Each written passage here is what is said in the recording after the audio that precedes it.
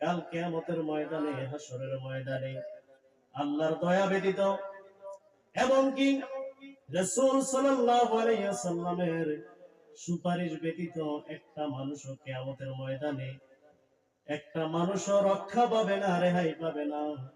আল্লাহর রহমত থাকতে হবে, আল্লাহর দয়া থাকতে হবে এবং রাসূলের সুপারিশ থাকতে হবে। ঠিক না বেঠিক?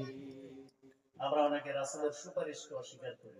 বাজান, সহিহ হাদিস শরীফ, তিরমিজি শরীফ, আল্লাহর হাবিব সাল্লাল্লাহু আলাইহি ওয়াসাল্লাম যে কাল হাসরের ময়দানে সুপারিশ করবেন, আমার ওয়াজের বিষয় এটা না, আমি বোঝানোর জন্য বলতেছি যে সুপারিশ করবেন কাল হাসরের ময়দানে। হযরত আনাস রাদিয়াল্লাহু তাআলা আনহু থেকে একটা হাদিস বর্ণিত।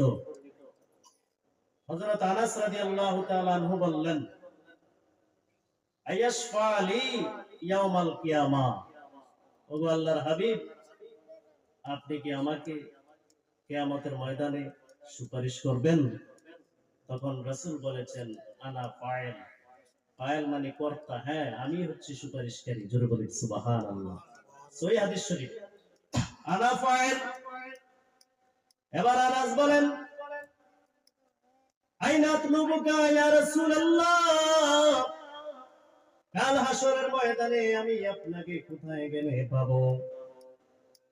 আল্লাহর হাবিব সাল্লাল্লাহু আলাইহি ওয়াসাল্লাম বলেন, আতলুবুনি আলা সিরাত। জোরে বলে সুবহানাল্লাহ। ও আনাস, হাসরের ময়দানে তুমি আমাকে ফুলসিরাতের পাড়ের মধ্যে পাইবা। ফুলসিরাতের উপরে আমি নবীকে পাইবা। ওগো নবী, আপনি ফুলসিরাতের উপরে কি করবেন?